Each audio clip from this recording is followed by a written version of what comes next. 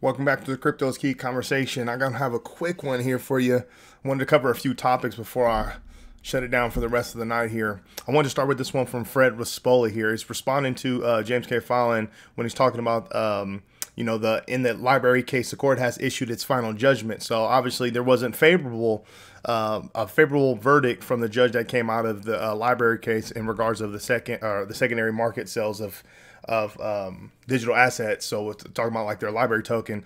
Fred Rispoli says, keep in mind the interest in Amici participation was nowhere close in this case as it is in the SEC versus Ripple. The issue of secondary XRP is squarely before the court. I still think we get one better than in the library case. For example, quote, XRP is not a security and secondary sales are not per SE securities transactions, as the numerous Amici briefs have shown. Whether any particular sale of XRP is an investment contract outside of Ripple's sales is not before the court and is for another day. This is not total victory, but would be a big win.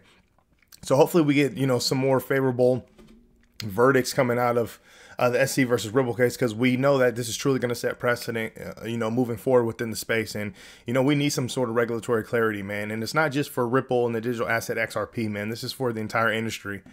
We've made it quite clear in the XRP community. David Schwartz had said it. Brad Garlhouse and them talked about it, fighting for the industry. At the end of the day, Ripple's going to fight for their company, fight for their shareholders. XRP community is going to fight for, their rights and fairness, but we are representing the entire industry. I wanted to play this video real quick from digital asset investors talking about why Uphold didn't delist XRP. So remember, in the community, we talk a lot about how come, Coinbase, couldn't hold it down strong for us.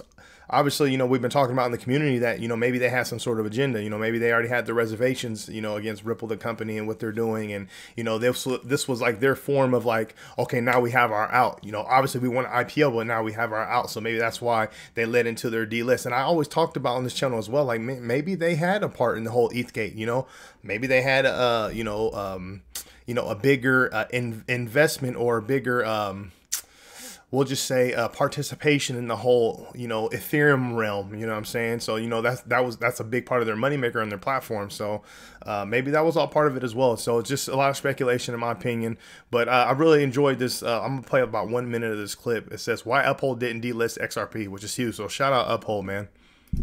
Is XRP today a security? I think very, clearly it is not. And so something that I think you yourself, Greg, brought up in the past, the mission statement of the SEC or high ranking in that multifaceted mission statement is consumer protection. And if you are going to seek to disgorge 1.34 billion that may have been, achieved or sold, violating again some of those concepts of asymmetrical information and selective disclosure. The question is, how much damage are you going to cause to consumers in that pursuit? And I think in this case, the answer has been, a significant amount. It's hard to measure, of course, but obviously it's created a crisis for Ripple and for XRP. Predictably, exchanges like Coinbase, who has to think about the fact that it's going public, although Coinbase has never been a big fan of Ripple's to begin with, but with the additional complication of also being about to go public, that was writing on the wall. So, I mean, literally, things that we've been speculating within the community, man. It's unfortunate. I'm glad we have platforms in the U.S. like Uphold that still gives us access to accumulating XRP. So shout out Uphold, man. And it's just unfortunate, man. We've literally, in a sense, really had the weight of the crypto space on us when it comes to scrutiny. People hating on us, saying it's a crap coin and it's a crap chain and it's a scam and just a whole bunch of nonsense. Obviously, you have the SEC dropping the lawsuit. Just a lot of shady stuff, man. So it's solid to see XRP, and I'm just gonna come over here real quick. It's solid to see XRP in the top 10 all this time. Literally top, top 8, top 7. I mean, that really says something. You talk about staying power, man. It's pretty powerful. I wanted to cover this from Mason right here, it says breaking: XRP has been quietly relisted on Canadian exchange at BitBuy. So he put the screenshot up here, so it's quite interesting. So I mean, things like this are going to slowly happen, you know, over time, man. As they say, you know, the ripple effects keep rippling on, or you know, the domino tiles have already started falling. The writing is on the wall. There's so many things, and you know, I'm not the biggest believer in a whole bunch of like the super like bullish you know, techno analysis stuff that you hear, you know, people saying, 589, 1500, you know, all that stuff's kind of cool. I've been in the space since late 2017. So it's like, it's kind of cool to hear some of it. I know when I was in earlier, like when I heard those things, I was like that new real green person. I was like, ooh, you know, XRP is only at, you know, whatever, under a little shy under $1 or whatever, you know, it's going to reach Bitcoin, you know, in the 19,000s one day, like just not really knowing what's happening. So like, I know when the newcomers see this stuff, they get super excited and they kind of FOMO in type stuff. But I wanted to put this up just to kind of have that conversation. Crypto Bull says, based on the previous fractal, XRP will break out next week and reach $30 by mid-September. I'm telling you right now, that would be solid if that happened. You know, do I believe it's going to happen? No, I don't. That's pretty astronomical. Could it? This space is extremely wild, and we know the digital asset XRP has been suppressed and hindered for some time now. They've Ripple, the company's been growing, the XRP ledger development, all this stuff's been growing, attention has been growing. Obviously, there's a lot of perks to building and developing on, you know, the ledger and in the ecosystem. So there's, without a doubt, I mean, $30 one day? Absolutely. I mean, that's easy, in my opinion. It's just a matter of, you know, when that's going to happen, not if. I just think this is interesting. I don't know about next week, and I definitely don't know about mid-September. But, hey, if it happens, hey, shout out that, man. I'll take some profit. This is from Ashley Prosper. I wanted to put this. Ashley Prosper does a great job of, you know, putting out content and really informing the community and sharing her thoughts. It says, so...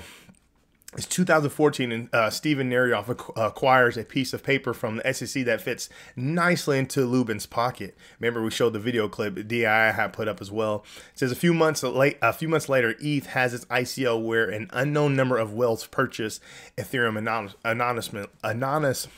anonymously. I don't know why I'm struggling to talk. So remember, DAI puts up the video a lot, talking about him, Joseph Lubin, talking about using multiple, in a sense, aliases and disguising your identity so you're not, you know, triggering any like alarms, red alarms or whatever, and you know, buying in smaller quantities. Crazy, man. She continues, says, was there money laundering? Was there tax evasion? Was there fraud? Is the DOJ criminal division looking into it? Is the New York State AG, Tish James? We know the CCP through Wang Chain held at least 410,000 ETH. How much Ethereum does the CCP own and control now? Is that not a national security risk? NSA Gov. Fast forward to 2017, 2018. We have Joseph Lubin and Vitalik Buterin have secret meetings, emails, phone calls with members of the SEC in order to get a free pass for ETH and create a monopoly. Around the same time, we have JP Morgan, another entity with interest in Ethereum, communicating with the SEC about Ripple and sending 15 of its senior executives to Ripple's office. What did they want? Unknown. But I suspect they wanted to buy Ripple out. After all, Ripple's product was slowly crushing Ethereum's market dominance, and if they couldn't have it, they would crush it.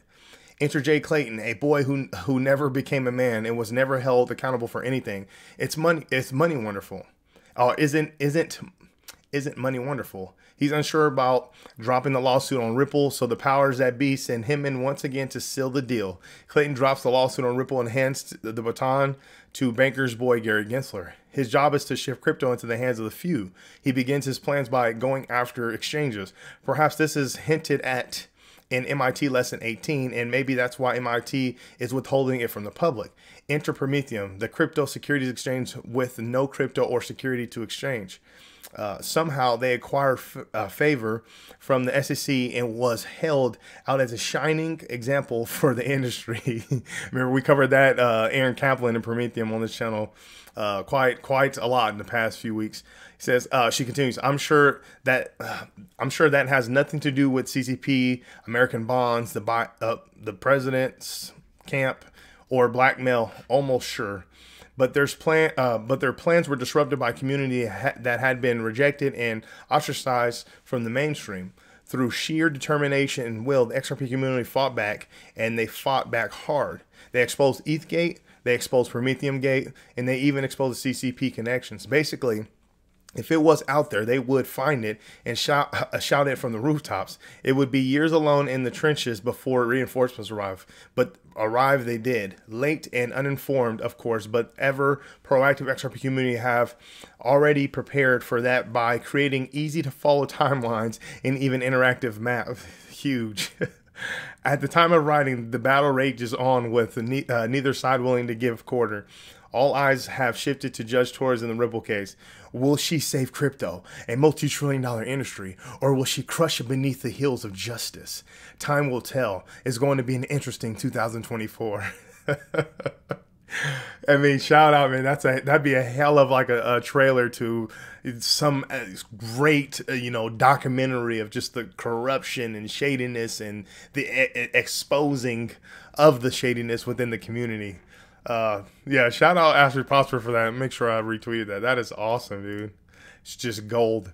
Meta Lawman has a little tweet right here. It says, new crypto regulation bill. Senator Loomis Gillibrand have introduced comprehensive legislation to regulate the crypto asset space. This is a revised version of the bill the senators introduced last year. Here are his 3 takeaways. 1, the bill would make clear that crypto assets that do not represent financial interest in the underlying project would be commodities, not securities. If a token carries with it no rights to dividends or interest payments or ownership in the issuer, it's a commodity. 2, the bill assigns the job of regulating crypto exchanges like Coinbase to the Commodity Futures Trading Commission, the CFTC, not the SEC. The bill includes strong customer protection, mandating segregation of customer funds and periodic reporting of proof of reserves. 3, the bill will allow stablecoins to be issued by regulated depository institutions, banks, or credit unions. Stablecoins would have to be held one-to-one by high-quality liquid assets. Existing issuers of stablecoins would get priority for obtaining new charters from the OCC. Bottom line, while passage of the bill this term appears doubtful, the bill does help crypto exchanges currently defending SEC enforcement cases, because it reaffirms once again that it is Congress that has the authority to determine how crypto will be regulated, not the SEC. And that's a huge part of it. It's Congress has that power.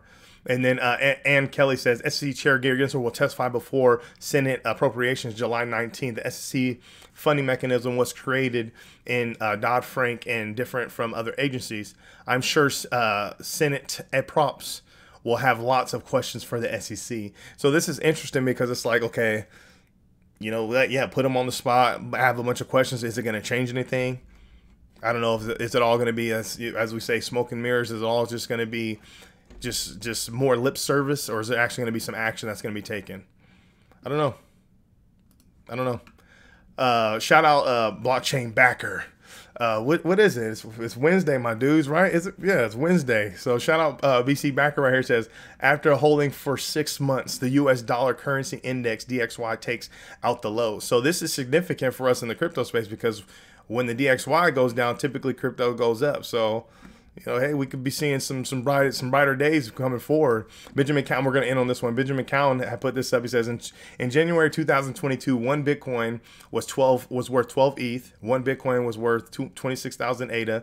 One Bitcoin was worth 258 Solana. One Bitcoin was worth 1,500 DOT. Now in 2023, you have one BTC 16 ETH, one BTC 104,000 ADA, one BTC 1,400 Solana, and then one BTC 5,800 DOT.